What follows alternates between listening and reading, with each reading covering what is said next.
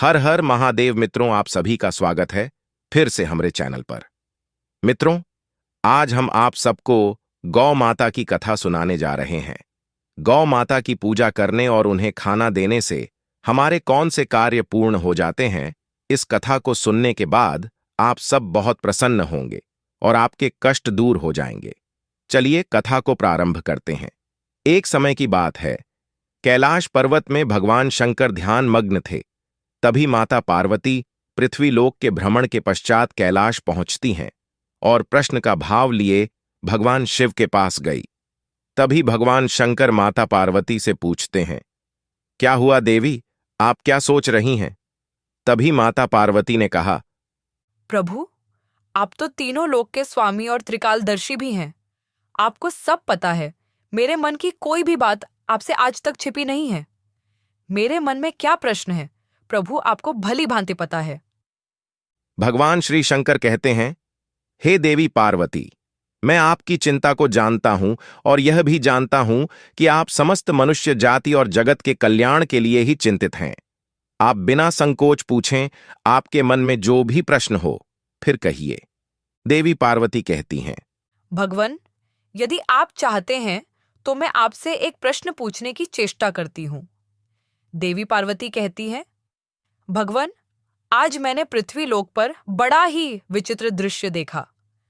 तभी भगवान शंकर पूछते हैं, देवी, ऐसा क्या देखा पृथ्वी लोक पर?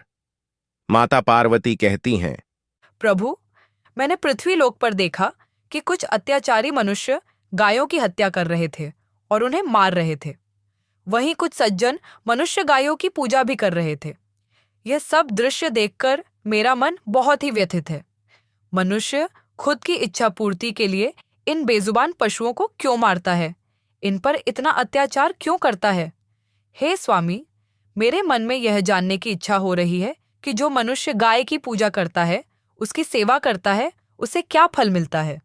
और जो अत्याचारी मनुष्य गायों को मारता है, उन पर अत्याचार करता है, उन्हें कौन सा दंड मिलता है?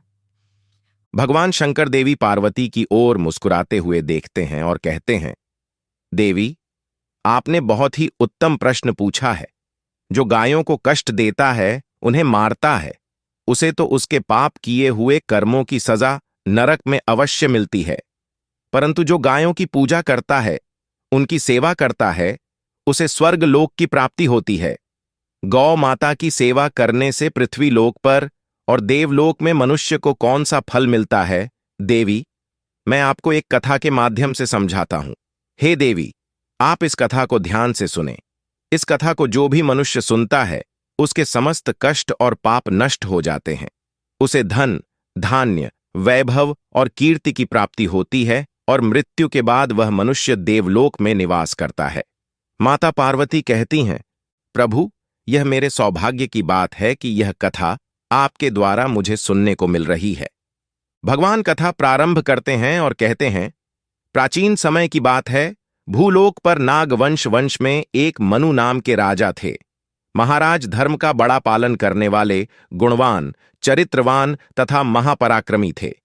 उन्होंने शांति और धर्मपूर्वक अपनी प्रजा और राज्य का पालन किया और अपनी प्रजा को सदैव सुखी रखा। उनकी प्रजा सदैव उनसे संतुष्ट रहती थी। कुछ दिन बाद राजा मनु की शादी राजकुमारी सतरूपा से हो जाती है। महाराज मनु अपनी पत्नी सतरूपा के साथ प्रसन्नतापूर्वक अपना वैवाहिक जीवन व्यतीत कर रहे थे। किंतु कुछ वर्ष बीत जाने के बाद महाराज को अपने उत्तराधिकारी की चिंता सताने लगी, क्योंकि महारानी के गर्भ से कोई संतान नहीं हुई। तब महाराज मनु अकेले और एकांत में बैठकर सोचने लगे कि मैंने कभी कोई पाप भी नहीं किया है और सदैव अर्षियों और मुनियों की सेवा की है, धर्मपूर्वक राज्य भी चला रहा हूं। उसके बाद भी मुझे पुत्र की प्राप्ति नहीं हो रही है। मैंने अनजाने में ऐसा कौन सा पाप कर दिया है? इतना सोचकर वे बहुत चिंतित हो गए। फिर उनके मन में एक विचार आया कि इस समस्या का समाधान केवल गुरु वशिष्ठ जी ही कर सकते हैं। वे ही मुझे मेरे दोष के बारे में बताएंगे और संतान प्राप्ति के लिए कोई मार्ग सुझाएंगे। इतना सोचकर राजा मनु रानी सतरूपा के साथ गुरु वशिष्ठ जी के आश्रम पर पहुंच गए। आश्रम पर वशिष्ठ जी नित्य कर्म करके ध्यान लीन बैठे थे। उसी समय राजा मनु रानी के साथ उनके पास जाते हैं और उनका दर्शन करते हैं। राजा मनु और रानी ने गुरु वशिष्ठ के चरण स्पर्श किए और आशीर्वाद प्राप्त किया। गुरु वशिष्ठ ने उनका कुशल मंगल पूछते हुए उन्हें आशीर्वाद दिया। फिर वशिष्ठ जी कहने लगे, हे राजन, सब कुशल मंगल तो है ना? आप और महारानी का आज अचानक वन में मेरी कुटिया में पधारने की ऐसी क्या आवश्यकता पड़ गई है? किस कारण से एक महान राजा को अपना राज्य छोड़कर इस वन में आना पड़ा? विवस्वान कुल के सभी राजा महाराज अपनी उम्र के अंतिम दिनों में अपना राज्य अपने उत्तराधिकारी को सौंपकर तपस्या करने के लिए वन में आते हैं, किंतु आप तो अभी भी नवयुवक हैं। आपने अभी अभी राज्य का कार्यभार संभाला है, आपने अभी तक पुत्र भी उत्पन्न नहीं किया है, फिर आप ऐसे अपना राज्य छोड़कर वन में क्यों चले आए? यह आप जैसे महान और पराक्रमी राजा को शोभा नहीं देता। इतना सब सुनने के बाद राजा मनु बोलते हैं, हे गुरुवर, मैं यहां जंगल में तपस्या करने के लिए नहीं आया हूं। गुरुदेव, मैं आपके पास सहायता मांगने के उद्देश्य से आया हूं। कृपया आप मेरा मार्गदर्शन कीजिए, मैं बहुत कष्ट में हूं। फिर महर्षि वशिष्ठ कहते हैं, हे राजन, आपके जैसे महान राजा को भला किस बात के लिए मेरा मार्गदर्शन चाहिए? फिर राजा मनु बोलते हैं, गुरुवर, आप तो स्वयं त्रिकालदर्शी हैं। आपको भली भांति पता हो गया होगा कि हम किस प्रयोजन से आपके पास आए हैं। महर्षि राजा मनु की बातें सुनने के बाद मुस्कुराते हुए कहते हैं, हे राजन, आप चिंतित न हो, मैं अवश्य आपकी सहायता करूंगा।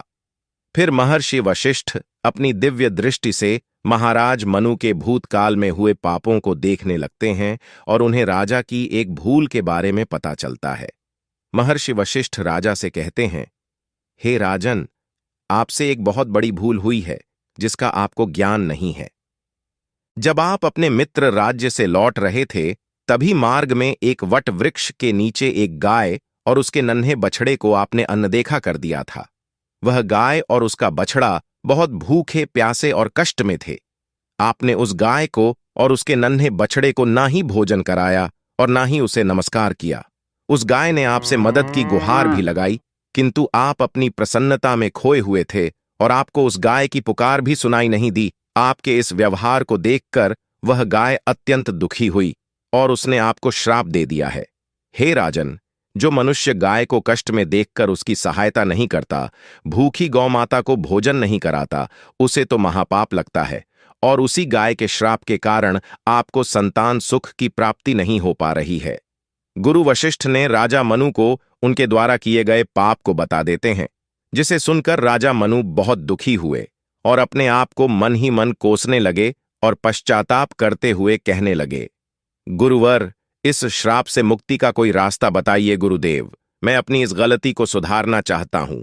कृपया आप ही मुझे कोई उपाय बताइए जिससे कि मैं इस पाप से मुक्ति पा सकूं। मेरा यह अपराध क्षमा पात्र नहीं है, किंतु फिर भी मैं प्रायश्चित करना चाहता हूं।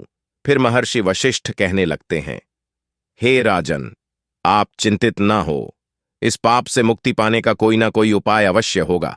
और वे थोड़ी देर सोचने के बाद बोलते हैं, राजन, आप मेरे आश्रम की सुनैना नाम की गाय की सेवा करो।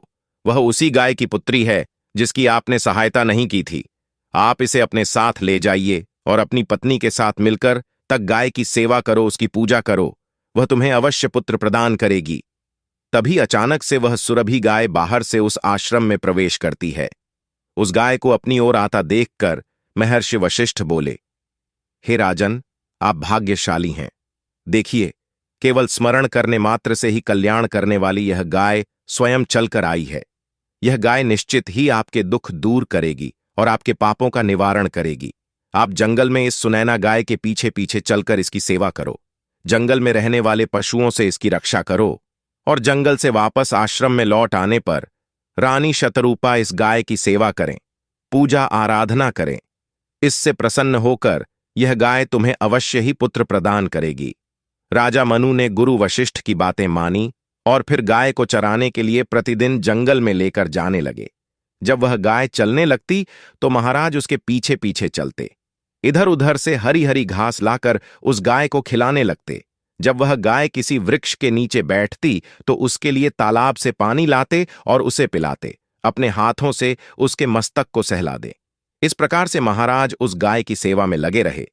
जब शाम हुई तो महाराज उस गाय के साथ आश्रम में लौट आए।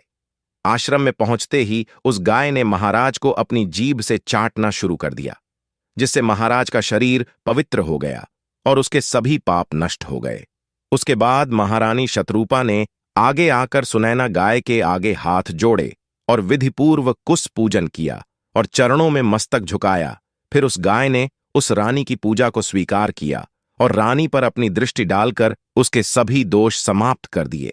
गाय की दृष्टि पड़ते ही रानी अत्यंत पवित्र हो गई। इस प्रकार से राजा मनु को उस गाय की सेवा करते हुए 30 दिन बीत गए। फिर 31वें दिन महाराज जब गाय को लेकर जंगल में गए तो वह गाय चरते चरते कैलाश पर्वत पर चली गई। उसके पीछे पीछे राजा मनु भी चले गए। वहां उस पर्वत पर खड़े होकर वह कैलाश पर्वत की सुंदरता को एकटक निहार रहे थे। इतने में ही अचानक से एक सिंह ने आकर उस गाय को बलपूर्वक दबोच लिया। राजा को उस सिंह के आने की आहट तक नहीं मालूम हुई। गाय ने जोर से कहा, महाराज मेरी रक्षा करो। राजा मनु ने गाय की तरफ देखा। सुनैना गाय की आंखों से आंसुओं की धारा बह रही है, जिसे देखकर महाराज व्यथित हो उठे और उन्होंने तुरंत ही अपना बाण निकाला और धनुष की डोरी पर रखा और उस शेर को मारने के लिए प्रत्यंचा खींची। उसी समय उस शेर ने महाराज की तरफ देखा। उस शेर की दृष्टि पड़ते ही महाराज का शरीर जैसे बर्फ की तरह जम गया हो, उनकी शक्ति क्षीण हो गई, उनका सारा बल शून्य हो गया। अब तभी उस सिंह ने गर्जना भरी आवाज में कहा, हे राजन, मेरे ऊपर प्रहार करना तुम्हारे बस की बात नहीं है, क्योंकि भगवान भोलेनाथ मेरी ही पीठ पर पैर रखकर नंदी पर विराजमान होते हैं। इसीलिए तुम मुझे मारने की चेष्टा मत करो। अगर तुम मुझे मारने की कोशिश करोगे तो निष्फल रहोगे। अब तुम यहां से लौट जाओ। विधाता ने इस गाय को आज मेरा भोजन नियुक्त किया है, इसीलिए तुम इसमें दखल देने की कोशिश मत करो। मैं जानता हूं तुम सूर्यवंश में जन्मे हुए राजा मनु हो। तुम्हें अभी यह झांत नहीं। इस कैलाश पर्वत पर भगवान भोलेनाथ की माया फैली हुई है, इसीलिए तुम यहां से तुरंत चले जाओ। फिर राजा मनु बोलने लगे, हे सिंहराज, कृपया आप इस गाय को न मारे। यह महर्षि वशिष्ठ जी की संपूर्ण मनोरथ को पूर्ण करने वाली सुनैना गाय है। इसकी हत्या न करें। इस गाय की रक्षा और सेवा करने का आदेश मुझे दिया है। इस गाय का एक नन्हा बछड़ा भी है जो घर पर इसकी राह देख रहा है। मैं इस गाय को इस हाल पर मरने के लिए छोड़कर नहीं जा सकता। इसीलिए हे सिंहराज, मेरी आपसे विनती है कि आप इस गाय को जीवन दान दो। इस गाय के बदले में मैं तुम्हें अपना शरीर समर्पित करता हूं, जिससे तुम्हारी भूख भी शांत हो जाएगी और इस गाय की रक्षा भी हो जाएगी और मेरे वचन का पालन भी हो जाएगा। साथ ही गौरक्षा के लिए प्राण त्यागने से मुझे उत्तम गति की प्राप्ति होगी। इतना कहकर महाराज मनु उस सिंह के सामने हाथ जोड़कर बैठ गए और आंखें बंद की। फिर अचानक से राजा के कानों में आवाज सुनाई पड़ी, पुत्र उठो, मैं तुम्हारी सेवा से अत्यंत प्रसन्न हूं। यह सुनकर महाराज उठ खड़े हुए और उन्होंने अपने सामने उस गाय को देखा और वह शेर कहीं दिखाई नहीं दे रहा था। तब वह सुनैना गाय राजा से कहने लगी, हे राजन, यह सब मेरी ही माया रची हुई थी। मैं तुम्हारी परीक्षा ले रही थी। तुम अपने प्राण देने के लिए तैयार थे, इसीलिए मैं तुम पर बहुत प्रसन्न हूं।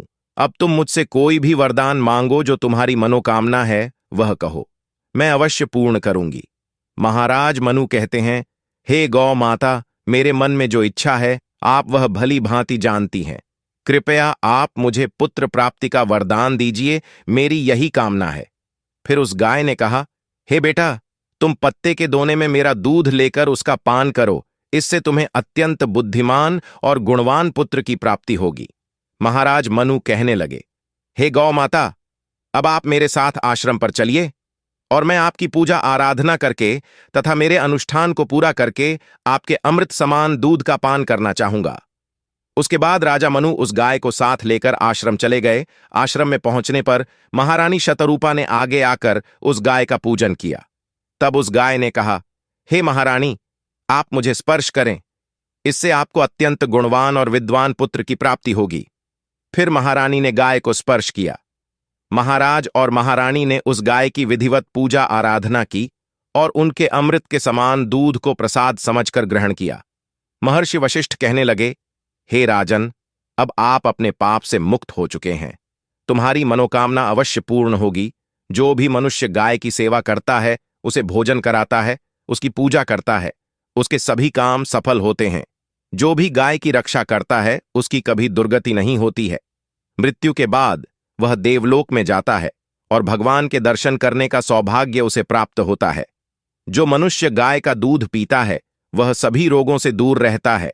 जो गाय का दान करता है, उसे मोक्ष की प्राप्ति होती है। जो स्त्री रोज गाय को रोटी खिलाती है, वह सौभाग्यशाली बन जाती है।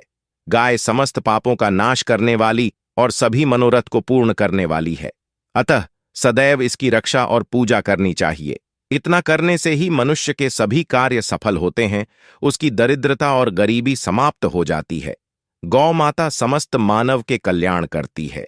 फिर भगवान शंकर कहते हैं, हे देवी पार्वती, इस प्रकार से महाराज मनु द्वारा गाय की सेवा करने से उन्हें 2 पुत्र और 3 कन्याओं की प्राप्ति हुई। मित्रों, आप भी प्रतिदिन गाय की सेवा करें, गाय को रोटी खिलाएं, गाय की इन पापियों से रक्षा करें।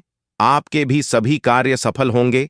आपको यह कथा कैसी लगी, कमेंट करके जरूर बताएं और इसी तरह हिंदू धर्म से जुड़ने के लिए हमारे चैनल को जरूर सब्सक्राइब करें।